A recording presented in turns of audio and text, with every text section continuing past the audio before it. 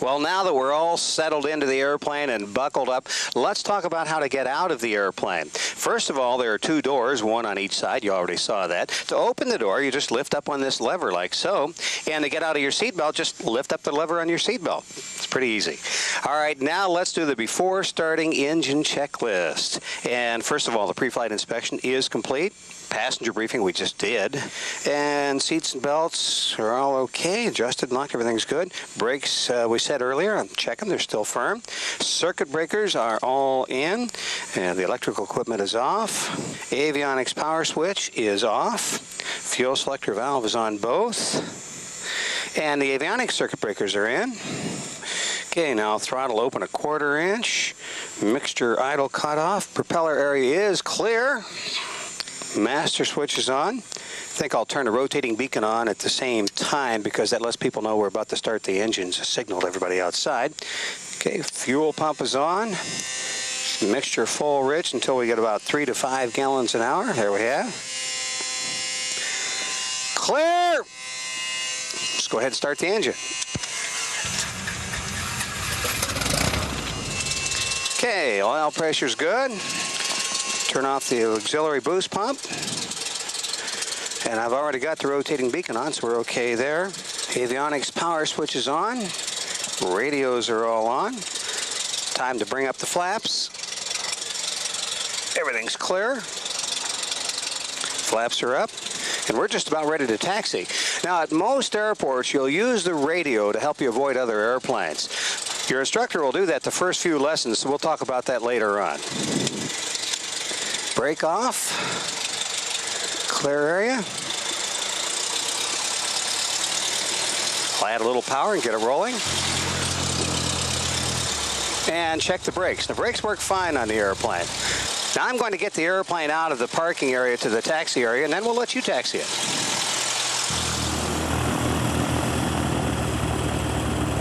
It's really pretty easy to taxi an airplane. The trick is you do it with your feet. Step on the left rudder pedal and the airplane will turn to the left. Step on the right rudder pedal and the airplane will turn to the right.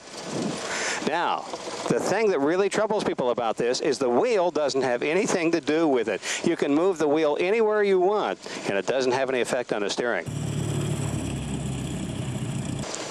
One other surprise about taxiing an airplane is the brakes. The brakes are over the top of the rudder pedal. Step over the top and press on the top of the right pedal and you get right brake. Press on the top of the left pedal and you get left brake. Press on the top of both of them and you get both wheels.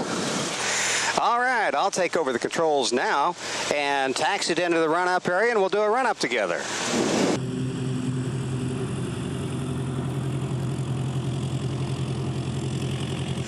Okay, we're ready for the run-up. The first thing I'm going to do is set the parking brake. Okay, before takeoff checklist, parking brake is set. Passenger seat backs are in the most upright position, and they are. And the seats and belts still are secure. Cabin doors are locked. Flight controls, let me make sure that they're free and correct in their movement. Everything's fine. Okay, flight instruments set. I'll check the compass and then set the heading indicator to match. Fuel quantity is just perfect. Mixture is rich. Fuel selector valve is still on both.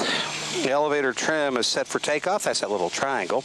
Now let me run up the engine to 1800 RPM and we'll make a few checks here. First of all, we'll check the mags by selecting first the right, then both, then the left, then both. And what we're looking for is a drop-off and make sure that we don't have more than 150 RPM drop-off for either one or 50 differential. We're okay fine here. Now let's see, the gauges are okay. Suction gauge looks good, engine gauges look good, the ammeter is good. Let me check the annunciator panel. No annunciator is illuminated there. And I can pull the RPM back to about 1,000 or less. Okay, set the friction on the throttle, it's fine. Okay, I can do the strobe lights now. There's nobody around that's going to bother. Radios and avionics are all set. Autopilot's off. Transponder on altitude. Flaps are up. That's the way we're going to want them for takeoff. I'll hold the brakes with my feet and then release the parking brake, and we're ready for takeoff. Okay, we're cleared for takeoff, so I'm going to check for traffic on final to make sure we don't pull in front of somebody. Okay, now I'm going to do this takeoff. You can follow through lightly if you want with your hands and feet on the controls, and I'll tell you what I'm doing so you can feel what's happening here. Okay, we're in position. I'm going to smoothly add power to full throttle. Quick check of oil pressure and RPM. Everything looks good. Now we steer with our feet, so we're still doing that, steering with the feet. And as the controls become effective, I add a little back pressure on the control wheel and establish the aircraft in a climb attitude. And the aircraft will fly itself off the ground, and we are airborne.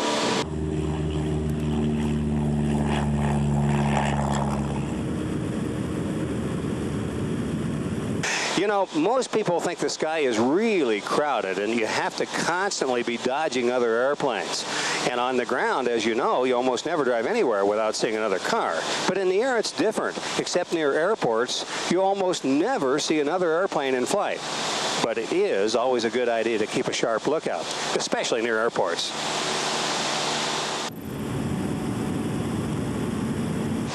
Right now we're coming up to our cruise altitude, about 3,500 feet. So what we're going to do is transition from this climb to cruise. And to do that, what we're going to do is first lower the nose to put it approximately on the attitude for level flight. Just look ahead at the nose and see where it is in regard to the horizon and put it down a little bit for level flight.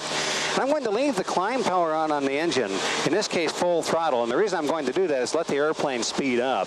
Now if we reduce power too soon, it's going to take a lot longer to get to cruise speed. This airplane's doing pretty good, so we're already up to cruise speed. So what I'm going to do is now throttle back slowly to cruise RPM. We're going to use 2,200 RPM in this particular case.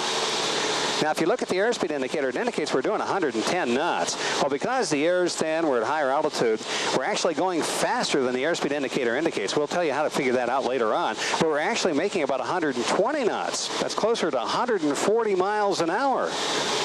Not so bad when you think about what your driving speed would be like down there. And notice I just have a gentle grip on the control wheel. And if I have any control wheel pressures I need to get rid of, I can just simply use trim and trim it off. Now, we're set for a fun flight.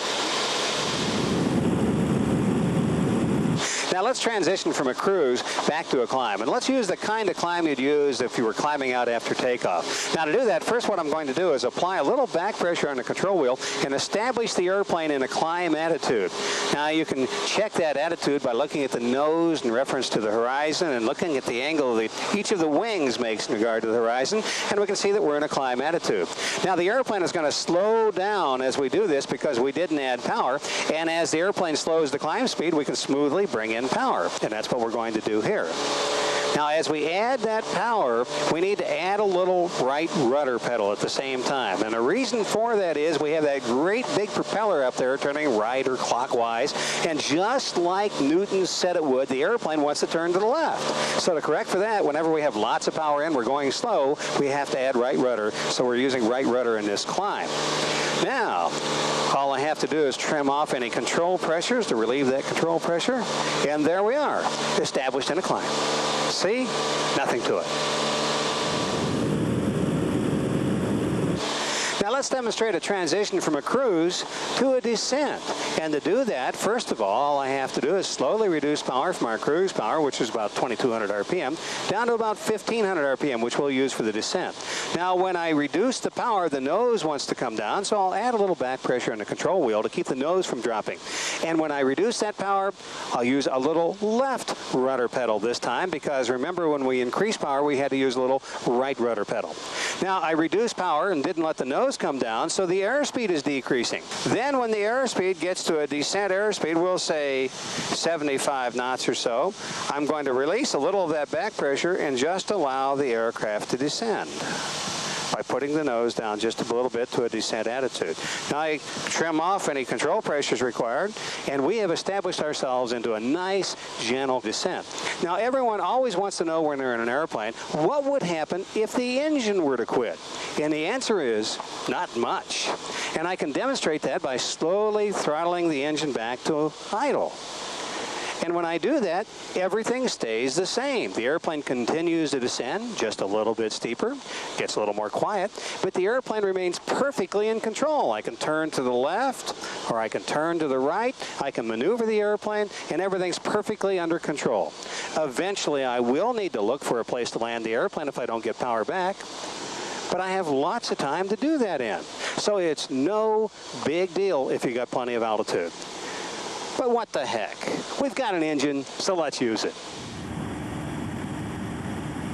Now let's demonstrate how to make an airplane turn. Now you remember, an airplane turns anytime the wings aren't level or when they're in a bank. So all we have to do to make the airplane turn is to put it in the bank. So the first thing I'm going to do before I do this turn, and I'm going to turn to the left, is raise the wing a little bit and check for traffic from behind the airplane to in front of the airplane and make sure I don't turn into the path of somebody. You'd look before turning in a car, so you also would look before turning in an airplane. Now that I've cleared the area, I'm going to start a turn to the left, and I do that by adding left rudder and left aileron and establishing the airplane in a bank. Now as the bank angle increases, I have to add back pressure on the wheel to keep the aircraft from descending. Now when I've got the bank angle I want, I'll neutralize the rudder and aileron controls, and the airplane will still continue to turn because we're in a bank. Now when I'm about to come up on the heading I'd like to have, all I have to do is use opposite aileron and rudder, in this case to the right, and roll the airplane out of the bank. As the wings become level, I just release the back pressure, and now I've got my airplane on the new heading. It's that easy. Now let's demonstrate what ought to be the simplest thing in the world, straight and level flight. Now when I first started flying, my instructor said to me, "John, let's see straight and level flight." And I said to him, "Which would you like to see first, straight or level?" He said, "How about both at the same time?" So let's do it. Now straight means a straight line over the ground, and you do that very easily by picking a point out in the distance and flying towards that point. That'll have you going straight over the ground. Level means level altitude. You're not either climbing or descending. And you can do that very simply by learning where the nose should be in regard to the horizon to keep from climbing or descending. So you set the nose on the horizon, look at your altimeter and see the result. And then learn that's where the nose is for level altitude flight. You can also verify that level altitude flight position once you have it established by looking at the angle of the wings to the horizon. And when you have that angle memorized and the attitude of the nose in regard to the horizon memorized, you've got straight and level flight figured out. See? It's that easy. Of course, at first, it takes a little concentration, but later on, you'll find it's pretty automatic. Well, I think you can tell by now that the airplane pretty much flies itself during cruise. Just get the trim adjusted properly, and you can even take your hands off the wheel every now and then, and all you have to do is make a few corrections to keep everything on even keel.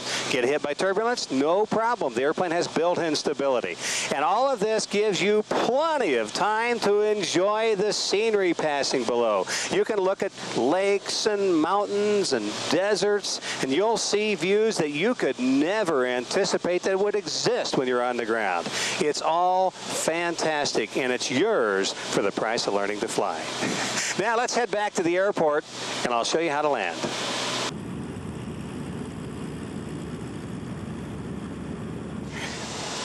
Okay, we're clear to land. So to make a landing, all we have to do is make the same kind of descent that we practiced earlier until we get to the airport. So we're on final, and the same kind of descent that we practiced earlier. Everything stabilized, nose slightly down.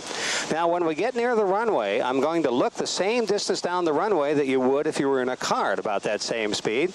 And as we get close to the runway, we're going to level off and fly just a foot or two above the runway and slowly establish the aircraft into a climb attitude. And pull the power off in that climb attitude, and the aircraft will settle onto its main wheels, and we're on the ground. And it's that simple.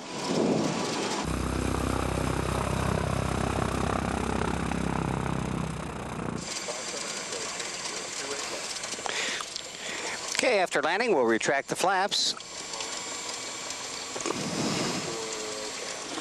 Transponder on standby.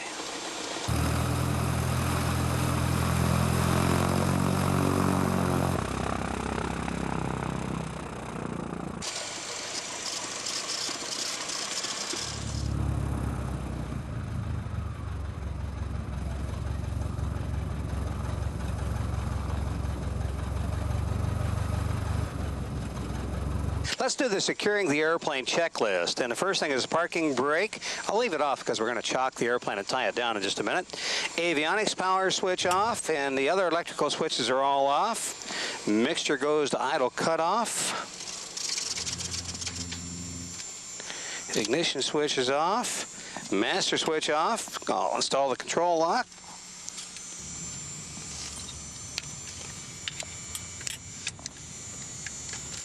The fuel selector should be on left or right. I'll put it on right, and that prevents cross-feeding in case the airplane's on a slope.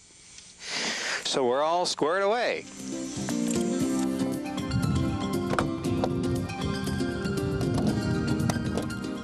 Well, that was a lot of fun. Now all we have to do is tie down the airplane, put chocks underneath the wheels, and generally make sure the airplane is safe until the next person flies it.